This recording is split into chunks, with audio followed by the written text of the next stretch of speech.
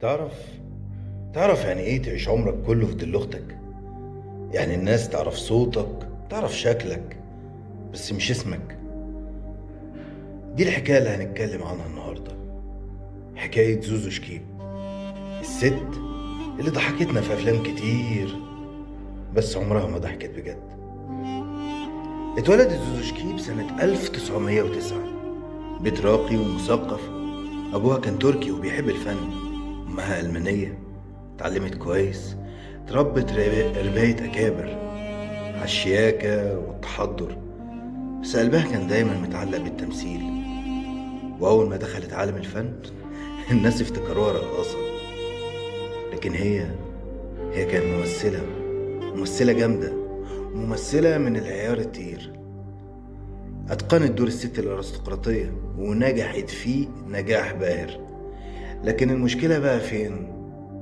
المشكلة إنها كانت أخت ميمي شكيب. ميمي النجمة اللي الأضواء كلها عليها، وزوزو البنت اللي واقفة على الجنب، بتضحك، بتسند، بتعدي. رغم على فكرة انها اشتغلت مع ناس كبار، مع عتاولة، يوسف وهبي ونجيب الريحاني وفاتن حمامة. واقول لك على حاجة، رغم ان عندها اكتر من 100 فيلم، بس الشهرة الحقيقية ما جاتلهاش زي ما هي تستحقها. وبرغم ان عمرها ما اتجوزت ولا كان ليها قصة حب مشهورة، لكنها كانت دايما ست قوية، في الكواليس بتساعد وورا الكاميرا بتصبر، وفي الحياة بتضحك قدام الناس وتبكي في الضلمة.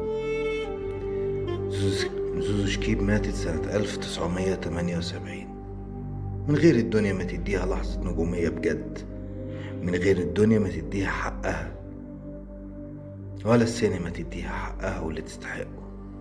بس النهاردة وانت بتسمع عنها، اعرف انها واحدة من الناس اللي ضحوا كتير قوي علشان السينما، انهم واحدة من كتير قوي اتظلموا وما خدوش حقهم، وخرجوا من الدنيا بصمت، بس سابوا اثر كبير.